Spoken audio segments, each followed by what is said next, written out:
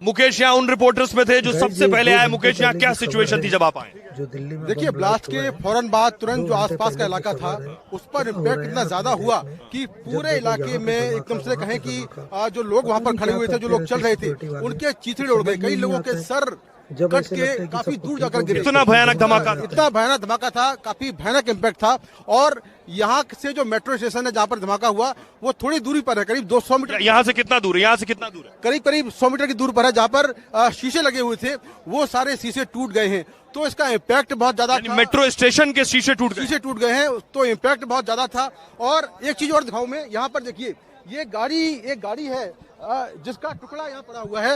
ये टुकड़ा पड़ा हुआ है, तो टुकड़ा, ये गाड़ी वहां से टुकड़ा उछलकर यहाँ गिरा है। तो आप लगा सकते हैं कि गाड़ियों के परकच्चे किस तरह से उड़ गए हैं। और ये देखिए, ये गाड़ी का शायद पिछला हिस्सा है जो कि काफी दूर से उछलकर यहाँ तक पहुंचा है। करीब 100 मीटर दूर आकर ये गिरा है। तो धमाके का इम्पैक्ट क्या होगा, आप इससे मुकेश, इससे ये समझ आ रहा है कि बहुत भीषण धमाका था। बहुत भीषण धमाका था। और जो बम, एक बात है, यहाँ से कितना दूर धमाका हुआ? करीब 100 मीटर दूर, यहाँ से 100 मीटर दूर से आकर गाड़ी का हिस्सा गिरा, यहाँ पर गिरा है। तो आप देख सकते हैं कि ब्लास्ट का इम्पैक्ट क्या था। आसपास की इमारतों के शीशे फूट गए और जो लोग वहां पर चल रहे थे उनके शरीर के चीथड़े उड़ गए। तो ये दिखाता है कि जो बम था उसमें विस्फोटक बहुत ज्यादा इस्तेमाल किया गया है और विस्फोटक ऐसा था जिसका इम्पैक्ट बहुत ज्यादा था। अमोनियम। मुकेश, आपने दिल्ली हमेशा से कवर किया, यहाँ के बहुत से विस्फोट आप देखे, लाजपत नगर देखा होगा, कोर्ट वाला देखा होगा।